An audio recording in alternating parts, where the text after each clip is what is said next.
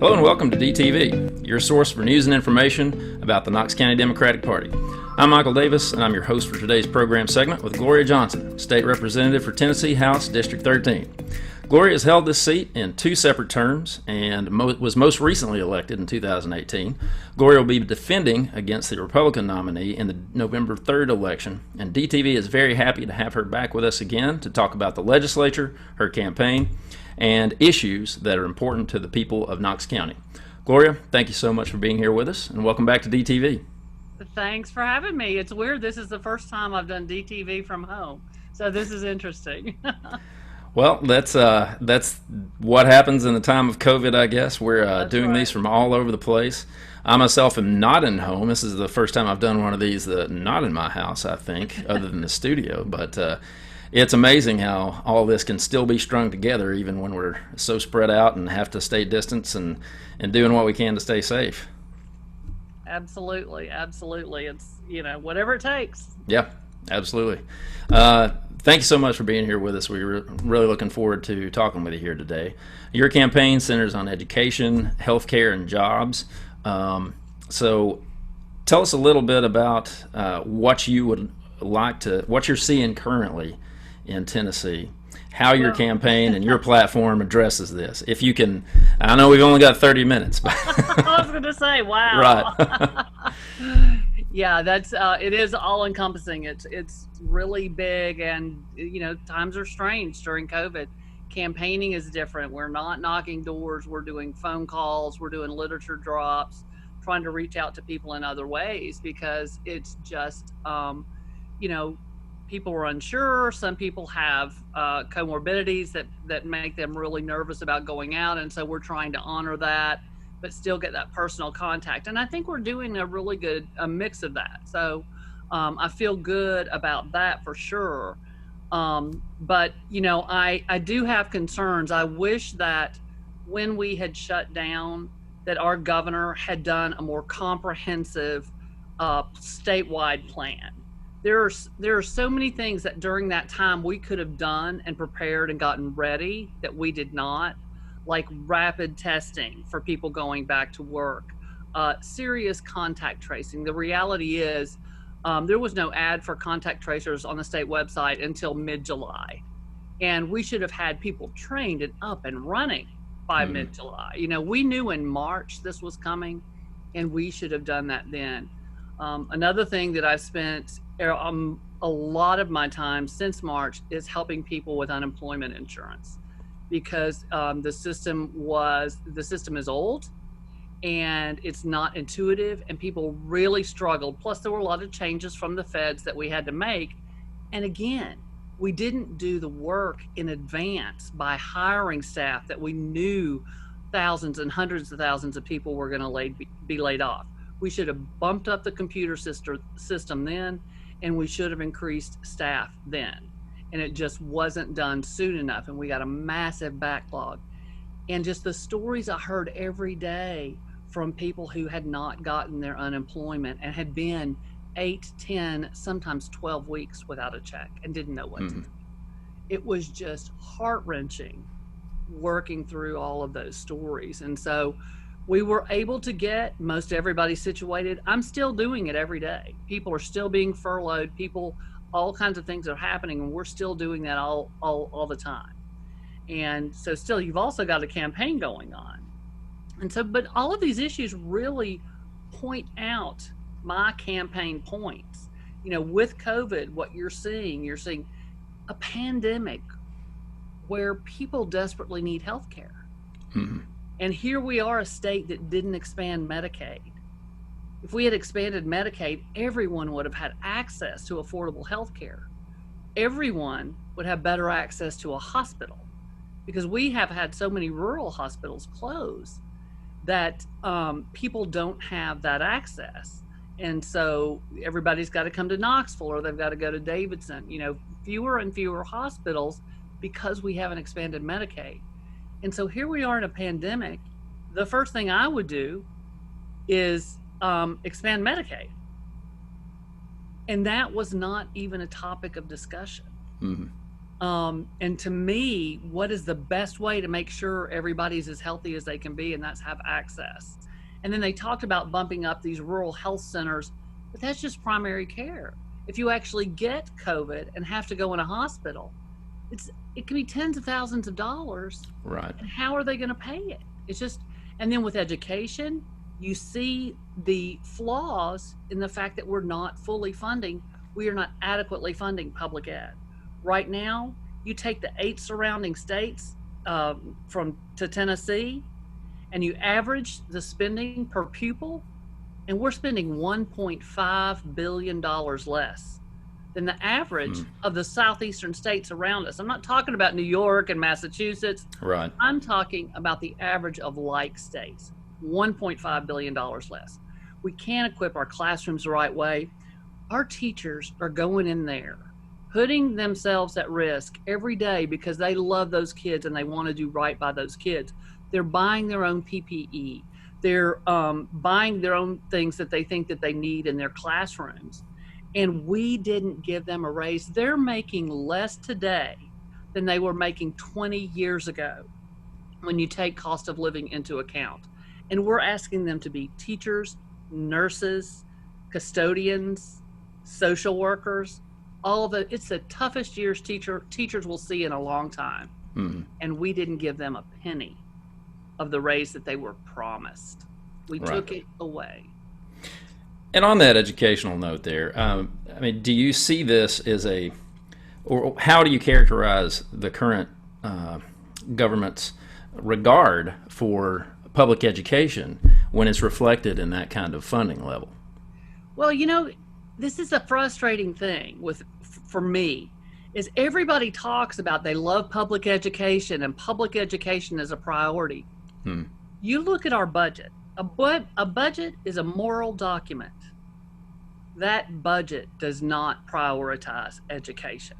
The first thing taken out of there when we had the pandemic and had to discuss that and thought we were going to have all these losses, thought it was going to be 500 million to 1.5 billion short in the fiscal year. Turns out we were 369 million above. But what did we do?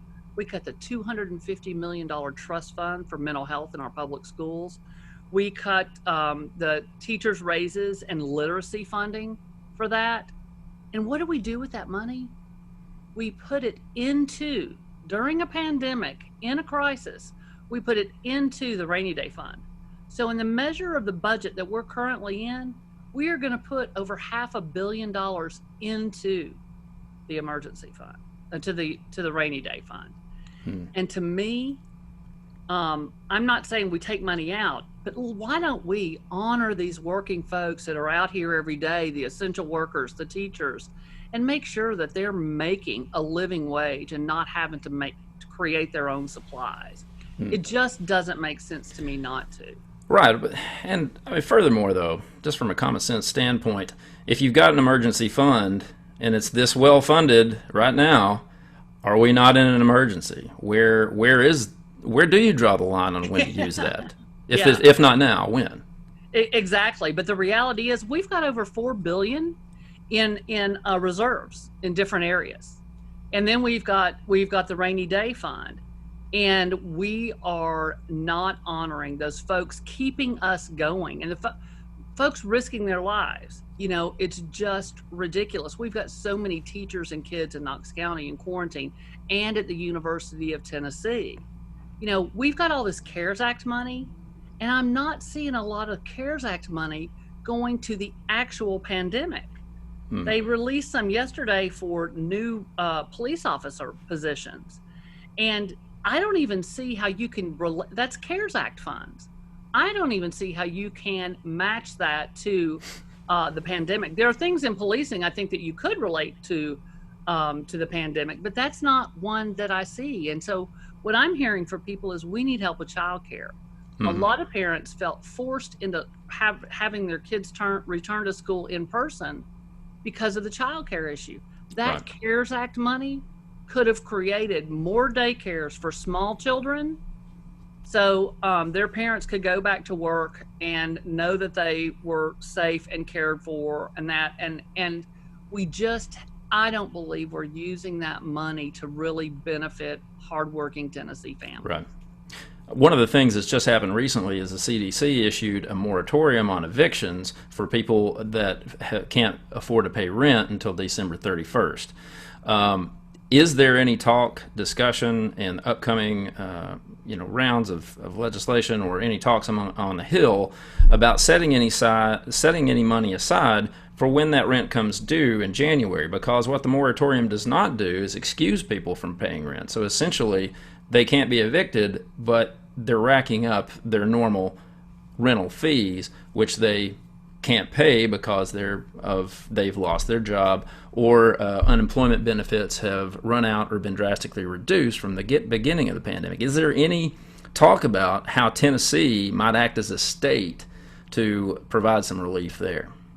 We tried to talk about that, and we are in the super minority. The Democrats tried to talk about that, to bring that up, bring that to the table, and it just was not allowed. I mean, they wouldn't want to hear it. When we went back for special session, any bill that had to be opened within the chapters that were called for the special session.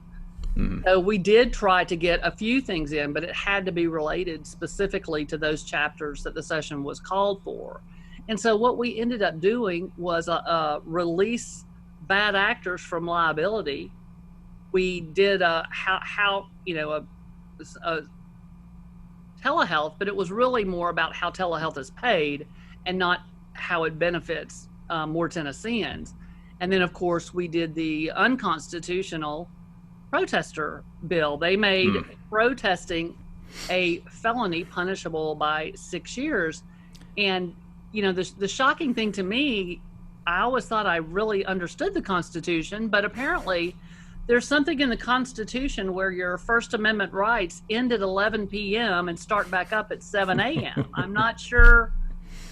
I didn't read that part in there. So we went back during a pandemic to punish protesters and to release bad actors from liability.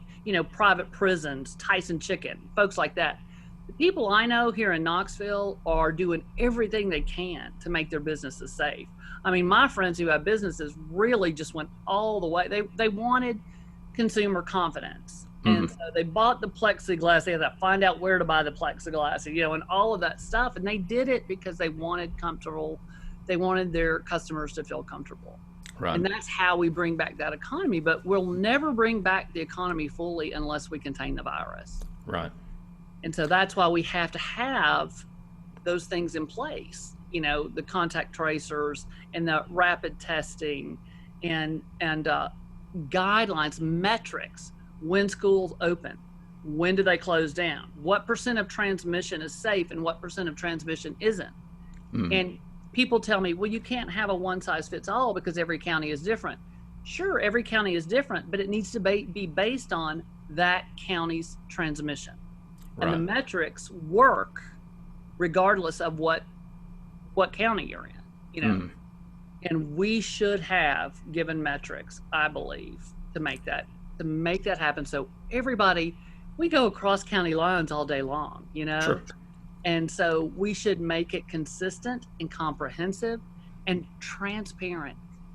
People feel comfortable, safe, and they know their part and they know what they're supposed to do when everything is transparent and written out, and they can go to it and see it and know what works. Right.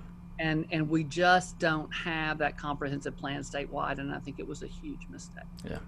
Yeah, definitely not the transparency nor the consistency from our state leadership, and we won't even mention the federal leadership at this point, but we'll try to keep it local. Last question on pandemic issues, or just issues like this in the whole. You mentioned some really important points about preparedness for this sort of thing. We knew that that COVID-19 was building. Other countries were having some major problems with it. We got caught flat-footed. But looking forward, this isn't the only thing that can upset the world. A lot of other things are out there that can cause public health issues that can disrupt economies, that can just kind of upend daily life. Is Tennessee prepared for, or is Tennessee prepared for the next thing, and is there anything that they can do to look forward 5 years down the road, 10 years down the road, prevent this sort of thing, to build more infrastructure to stop this kind of mass confusion that seemed to have caught us up in this one? Oh, absolutely. We need to update all of our technology and our computer systems. And I'm not a computer whiz, so I can't tell you exactly what the unemployment insurance, what format, what that uses. But I've been told by many it's old. People have asked for it to be updated, and it's not been done. And so what we can do is update all of those things that are necessary when this happens, so they can run smoothly. So no matter what the numbers are, we can process people through as they need to be processed. Another thing that we could have done was, like other states did, automatically give out some of that EBT money that we got, rather than making people jump through hoops to get it. We make things so difficult for folks to access some of these services and some of these benefits that it takes forever. And then when it gets bogged down with massive numbers, then what do? We can prepare for that. Absolutely, we can. We can use, I would hope, and I'm hoping that after this, they start thinking more about that. I think, like with the National Guard, those guys get it, they understand it. The men and women of the National Guard have been a help, and they know how to get a lot of these things done. And I think that we should talk with them about that preparedness. But, I don't really have a lot of faith that this administration understands the importance of those processes, especially to the people who need it most. And, if you spent the time on the phone with people in dire stress, like I did, I don't know how you couldn't understand how important this was. And what a privilege it was for me to be able to work from home and not have my salary affected, but most people, or a lot of people, can't do that. Right. And we have to have that safety net in place, because these are good, hardworking Tennesseans that, just because they have a job that is either self-employed or they're in the music industry or, gig economy, anything like that, that they're in trouble. And we've got to be able to make sure that we can maintain the system when we have whatever type of emergency it is. And you absolutely can be prepared for those things. I hope we learn from this. I hope there's legislation that comes out of this that requires some of those things. I mean, I'm certainly interested in talking about that type of thing, because I think it's just really critical that people are not put at risk. I mean, people have been put at risk. Their health has been put at risk. Their finances have been put at risk. And we've just got to be smarter and do better next time. Yeah. It'll be interesting to see what we learn and don't learn from this. Other things that are very heavily in the news: criminal justice reform. It just seems like we can't turn around. If it's not the COVID headlines, it's police violence and issues with criminal justice. What are you hearing from District 13 residents about what they want for criminal justice reform, and what hope do we have of achieving that at the state level? Well, one of the things that really frustrated me when the COVID issue started and we had to revisit the budget, because to me, I think criminal justice reform was a place where we could save money in the budget. Rather than cutting all of these things, cutting 800 jobs and cutting all these education money, we could have decriminalized cannabis. We could have passed medical cannabis, and then we would have had growing and all of those things that could have started a new economy. And that is something that more than 80% of Tennesseans support. So, making sure that we're not putting people in prison or ridiculous sentences for certain crimes. And we were going to do that. You know, there was bipartisan support for that. And then they said, oh, well, COVID's coming. We can't do criminal justice reform. Mm. We could have done criminal justice reform. There wasn't an appetite for it in the legislature. But it absolutely could have saved us money or made us money in our budget. And so that is very, very frustrating, especially when we've got the cancer patients and veterans with PTSD. That medical cannabis would just be a huge benefit to those folks. And overwhelmingly across the state, everybody supports it. But in my district, it's overwhelmingly supported as well. And I talk to people every day. I do with constituent service. I also deal with a lot of families who have an incarcerated relative. Mm-hmm. And, you know, the things that go on the prisons are scary, and especially the private prisons. Mm-hmm. And I hear from people every day that we've just got to do away with private prisons. That, you know, you shouldn't be making money off of crime. And the idea is not that, you know, the for-profit prisons is just a ridiculous idea to me, just kind of like for-profit education. You know, it shouldn't be a moneymaker for somebody. Healthcare shouldn't be, you know, right. It's ridiculous to me that we are to have these private prisons, and the private prisons seem to be the ones that have the biggest breakouts of COVID as well. Right. And so, and most of the complaints and the calls I get from families with incarcerated family members are with the private prisons as well. So, definitely. One of the things that's gotten attention here locally, and I think there's a lot of attention about this even nationwide, is who responds to certain calls into emergency calls, 911. A lot of times we're sending police who are ill-equipped or possibly ill-trained, even though they may be well-trained to deal with violent situations. We certainly want police to be able to respond to a very dangerous situation if it's happening. But if it's not, if it's a mental health crisis, if it's someone in that kind of distress or someone who needs a more a soft approach, a lot of people are suggesting, why aren't we using more social workers? Why aren't we using people that are trained to do that? Is there anything that could happen on the state level to employ that to get Tennessee a little more ahead of the game to stop some of that prison overcrowding by people that wind up in arrest situations, or to stop senseless,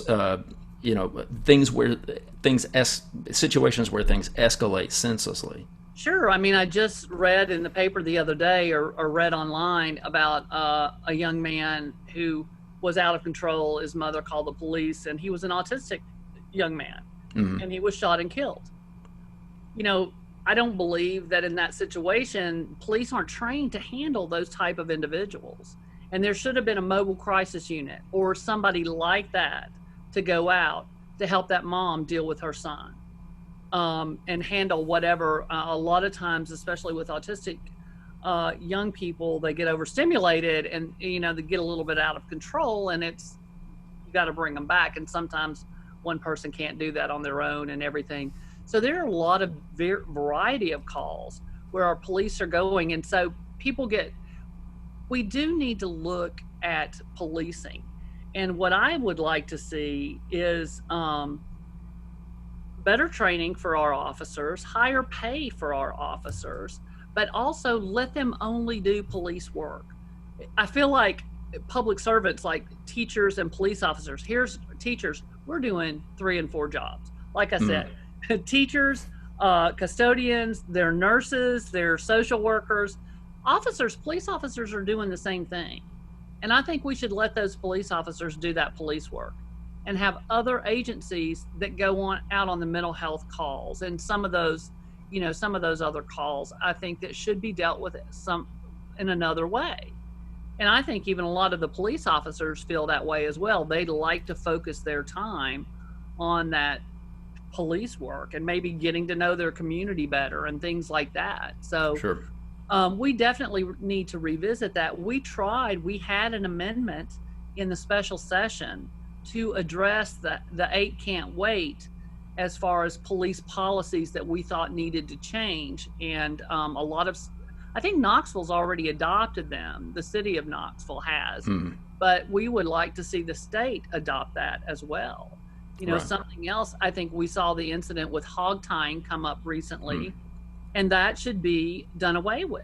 Right. It's done away with in almost every major city. It's done away with in Memphis. It's done away with in other states. It shouldn't be allowed in Tennessee at all, in my opinion. Well, let's hope some of that low-hanging fruit gets translated from policy into actual legislation. We just got a few minutes left. You're a teacher.